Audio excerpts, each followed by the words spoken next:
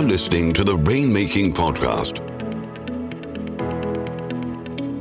hosted by high-stakes headhunter, author, and professional speaker, Scott Love. You're listening to the Rainmaking Podcast, and my name is Scott Love. Thank you for listening to the show. If you're new to the show, bring your seat backs and tray tables to their full upright and locked positions and hold on, because I've got content for you that's going to help you become a successful rainmaker. Each week, I interview experts, thought leaders, practitioners on what they've done to build successful practices and all the variables and concepts associated with becoming a successful rainmaker. We've got over 230 episodes, so feel free to scroll through those. And I promise you one thing, it's going to shorten your commute. Today, we've got a special episode with a special guest. His name is Hy Pomerance.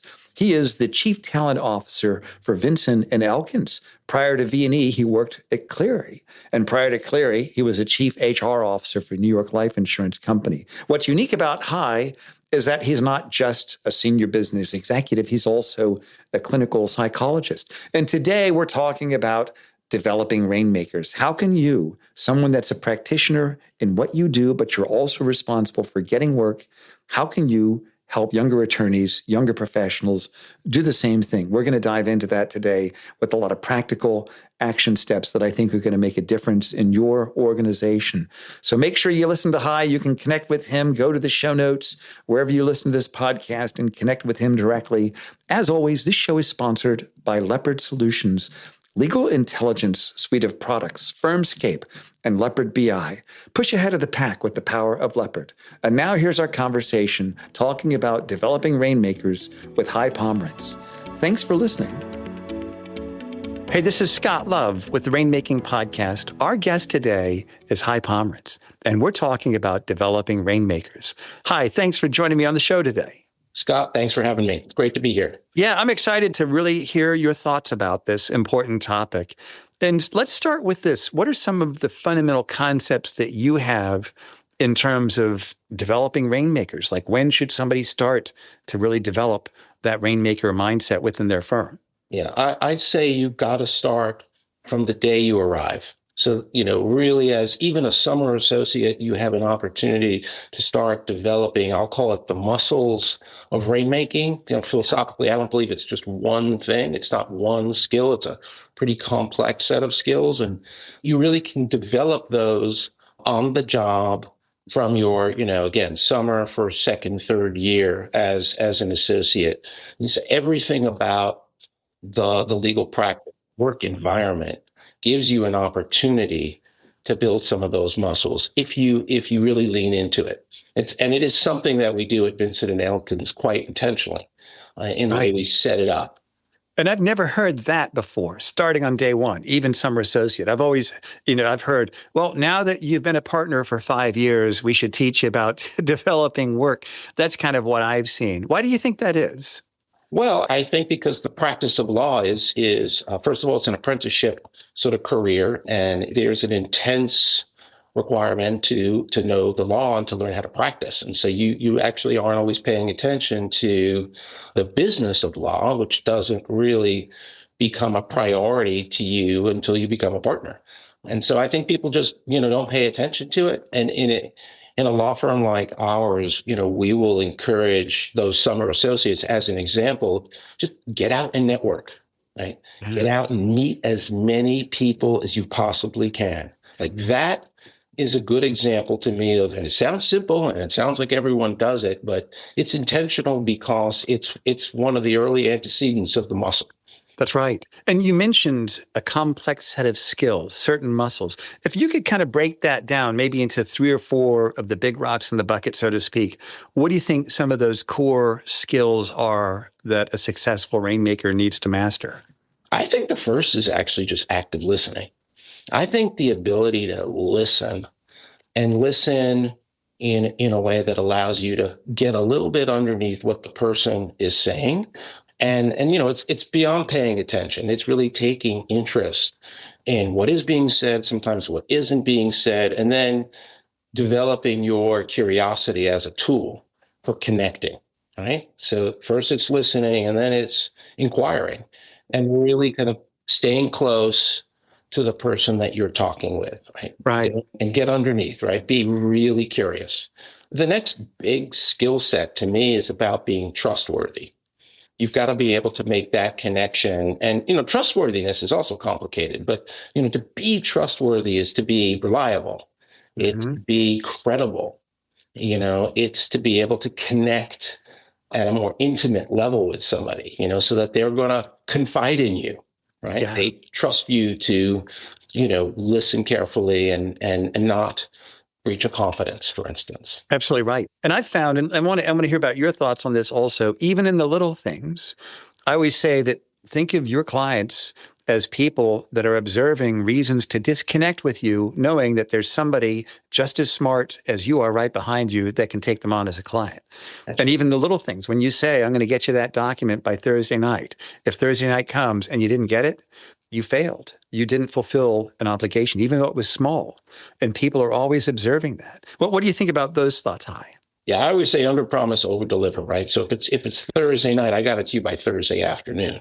Yeah, absolutely. Without question. And you can actually teach those habits. And that's just another key sort of principle behind what I like to think about here, which is that you really are developing a set of habits, a set of routines. And that's why the earlier, the better, right? So that Absolutely. the muscle memory is there so that you can, you're not really even thinking about it. It's just like putting one foot in front of the other. You've developed these habits from again, the start of your legal practice, legal career. And we embed that in the way we go about running the law firm. So as an example here, one of the things that we encourage our young associates to do is to go find their own work at the law firm. Wow. We call that the free market system. Now, of course, that doesn't really begin until you're a third-year associate. First couple of years, you're obviously really just anxious enough to get started and doing the work. But, by the time you're a second year, we're starting to talk to you about, again, the importance of networking, making the rounds, being curious, stepping into a partner's office and, just being curious about what they're working on, about, their practice in general, the types of matters, the types of deals that they're working on, and start building those relationships so that the phone starts to ring for you internally. Right? So that free market system is intentional, and we find really benefits young lawyers to develop the rainmaking sort of mindset and ultimately the skill set. That's great. So let's say, and I like the fact that you mentioned this is part of your firm's culture, how it's institutionalized within the way your firm operates. Let's say there's a partner listening to this and he's like, our firm doesn't have that. That's just not how we think, but I like that. What do you think that partner should do in terms of training their younger attorneys to develop these core skills, active listening, developing curiosity as a tool, being trustworthy? What do you think that person should do with his or her team? Well, one thing I think you can start just talking about it, the importance of expanding your network. You can help your team set some small goals. So for instance, I call it the passbook. The passbook is sort of how many partners have you talked to over the last 3 weeks, right? And maybe add 1 or 2 over the next 3 weeks, or 3 or 4, depending on the size of the firm or the office or the practice group. So you can put some small goals in place to encourage these behaviors that we're talking about, right? Networking, practicing your active listening and curiosity, expressing your interests, right? Yeah. The old elevator pitch. Right. And developing that pitch around what are you interested in doing? Because oftentimes that'll be the question that you get asked. Make sure you have it ready. Make sure you're able to tell it in an authentic, engaging way. Again, I'd say after the first day, that's something that a partner goes back to their office. And many people do that already. Again, wiring it into the system, I think, is what makes Vinson and Elkins in particular, really good at building or developing the Rainmaker. Because, that's great. Again, it's part of our culture. And what about developing thought leadership? What has your firm done in terms of helping younger attorneys develop their own brand, so to speak, through thought leadership? Yeah, no, absolutely. I mean, that's encouraging them to get involved in either pitches, presentations, get out into the marketplace. We also encourage young lawyers to just be smart about using LinkedIn. Yeah. right? And building your professional persona and presence in the marketplace. Don't underestimate that just doesn't happen overnight. And getting young attorneys to write white papers, to kind of work alongside the business development team to understand, how pitches, for instance, are put together. Even though that sounds kind of operational, they're picking up on the way the firm gets presented. How do we talk about ourselves? And that's not something a partner is going to spend a lot of time talking about with a young lawyer. So, it could be that the business development team can be, a source of great information, even mentoring the young lawyers. Yeah. Those are great ideas. What about conferences? When do you think someone should really start attending conferences just to get to know other competitors who could become good friends also, referral partners, things like that? What do you think about conferences as a resource? Well, look, I'm a big fan of conferences. I mean, obviously, they become more relevant as you're entering your third, fourth, fifth year, that sort of mid-level associate stage. I think conferences it's a challenge as well, because that's when you're your busiest, and Right. Being able to get away can be difficult. But I would encourage the law firm to, motivate mid-level associates to get out there, especially if they can go with a client, right? Great. Or a young attorney that is working on the other side of the table from them, and, build those relationships while you're going to a conference. Yeah, that's a really good idea. Let's just say somebody listening to this has done okay in their firm, and they're at the point where they really should be getting clients like their own book, but they're an introvert. And they think, I don't want to be one of those people that, at the end of the day, I'm the life of the party. I'm just not like that. I'd rather just sit here and do my work because I'm a good attorney. What would you tell that person to encourage them to consider some of the things that you're talking about, Hy? Well, what I would say is it's important for somebody who's introverted, and I happen to be introverted myself, that it's not really about being extrovert. Although I understand it can be exhausting to socialize, right? I would try to distinguish for this person the difference between socializing and networking, and get them interested in talking shop as opposed to, the small talk, the sort of social side of business development, and take your interests and find a way to connect with, and that's why conferences are great, because they're quite substantive, right? But I think we want to help them distinguish between the social side and, the sort of intellectual curiosity that they already, we know, possess. They wouldn't be practicing law if they didn't. Absolutely right. And that's what I found. You're absolutely right about conferences. I mean, they're potent. It's a potent place to do business, because as you're putting a shrimp on your plate, you can look at someone and say, tell me about your practice. And they can look at you and say, well, I'm looking for someone like you. And it can happen that quickly. Exactly. Because that's their expectation, right? They're at a conference to do business and to learn and to grow. That's right. And the walls are down. You can get right to the point. I like that. I like how you describe that, to distinguish between the social side and the intellectual side. I think that's really good. Yeah. And what do you think about someone that is hearing this, but they're still hesitating? I don't know if I should develop my people. I really think that I'm going to delegate that to our marketing department. I'm too busy servicing my clients, but I've got 4 or 5 associates on my team. I'm going to let the marketing people take care of that. What do you think about that? Yeah. Well, what do I think? I think that's a little short-sighted. I mean, my view is that it would be helpful to your own practice to start to build the sort of mindset of your associates around how you think about building your practice, right? And so, I encourage partners to take associates with them on business development calls, take them with you when you're, going out for dinner, you're going to a sports event, a music event, help them to see how you connect with clients. Shadowing a partner is such a powerful learning experience. Our young associates, we know they're all sponges. It doesn't require that you're teaching them. Just bring them along. They will take it in. I think that's great. I even had the idea when you talked about the passbook concept. I thought you could gamify this. Oh, absolutely. Yeah, you could have we're going to give you a series of points. For each conference you attend, that's worth 20 points. For each internal colleague that you meet who's a partner, that's worth 3 points. For each new prospect client you just have a conversation with, that's worth 30 points. And we'll have quarterly contest every quarter, and the winner, they get dinner that all of us are paying for. Something like that. What do you think about gamifying it that way, Hy? I love it. Actually, that's something that you can do at a summer program even. You can experiment with that kind of thing with summers and say, you know what, we want you to fill your book. We want you to list, go fill it with a list of partners or even just senior associates that you've met over the course of the next 6 weeks. And, whoever has the most names in their book, wins the iPad. And that's sort of, gamification. First of all, it's motivating and it's fun. And it gets people thinking consciously about when they're inactive.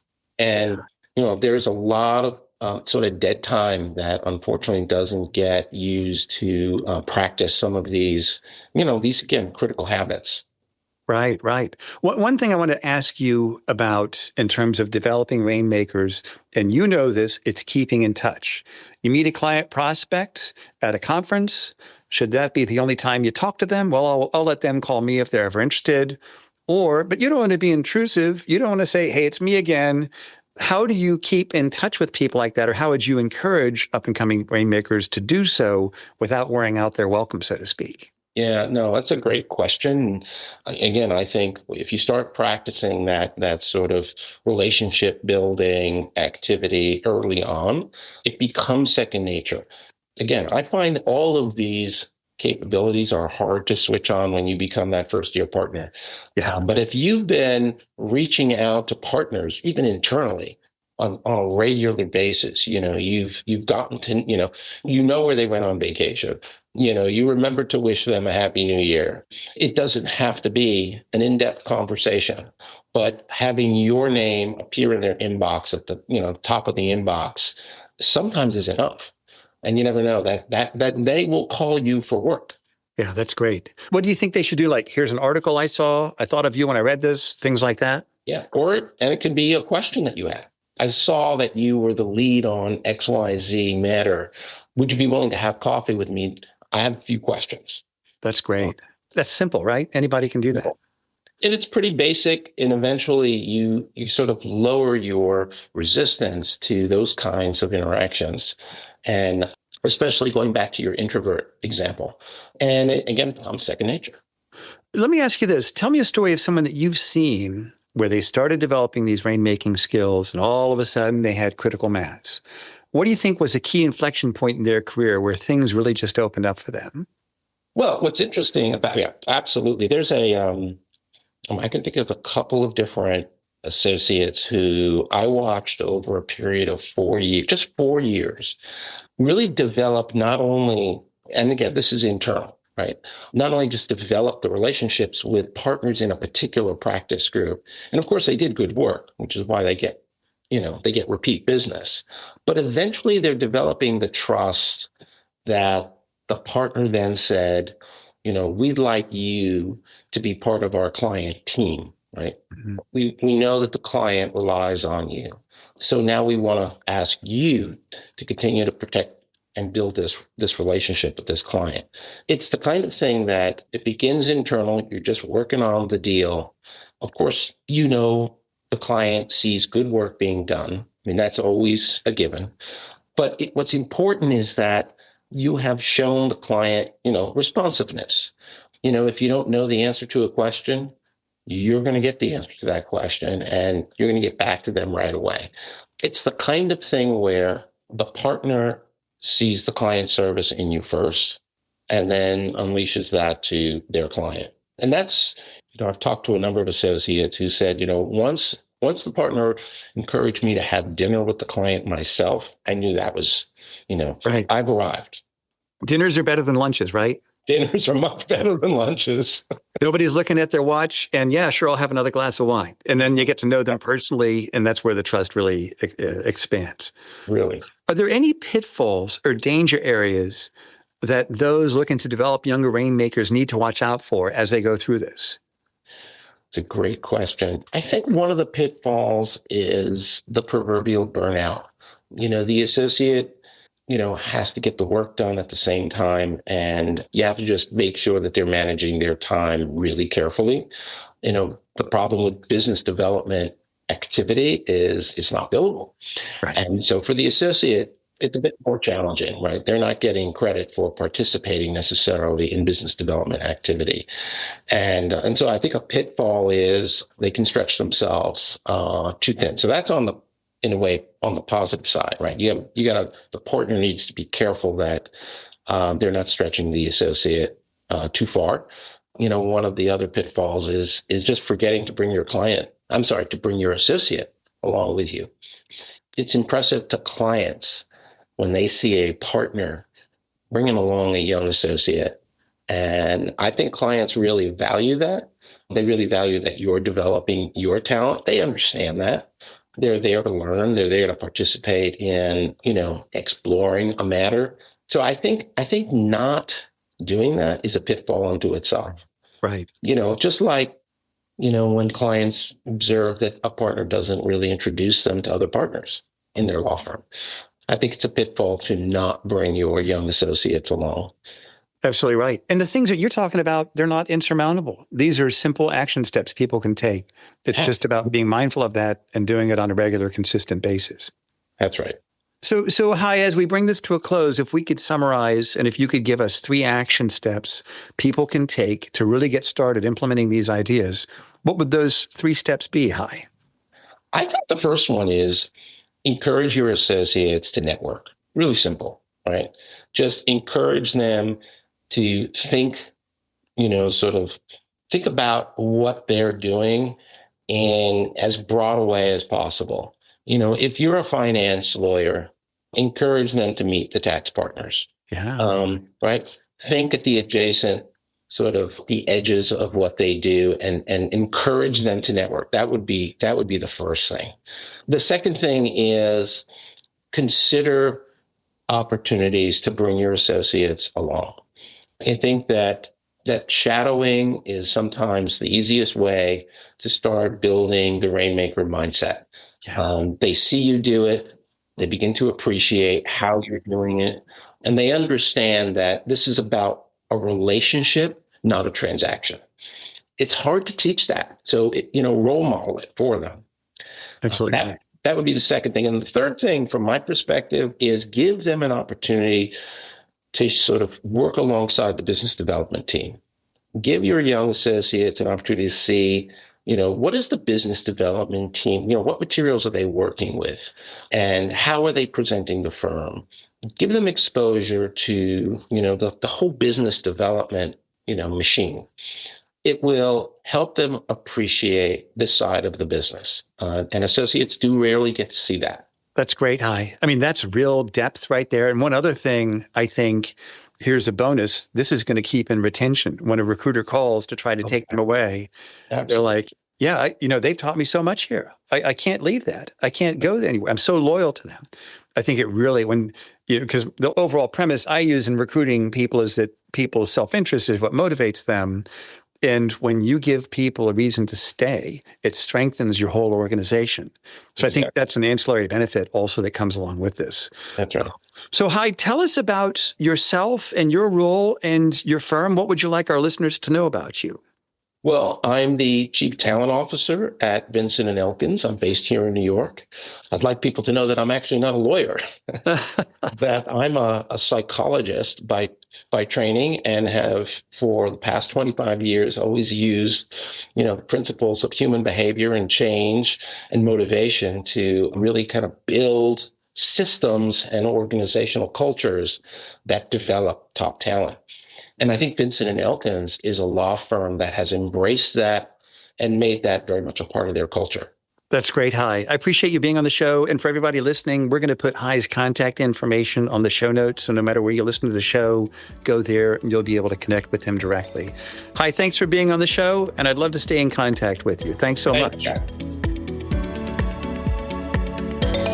Thank you for listening to the Rainmaking Podcast. For more information about our recruiting services for international law firms, visit our website at attorneysearchgroup.com. To inquire about having Scott speak at your next convention, conference, sales meeting, or executive retreat, visit theRainmakingPodcast.com.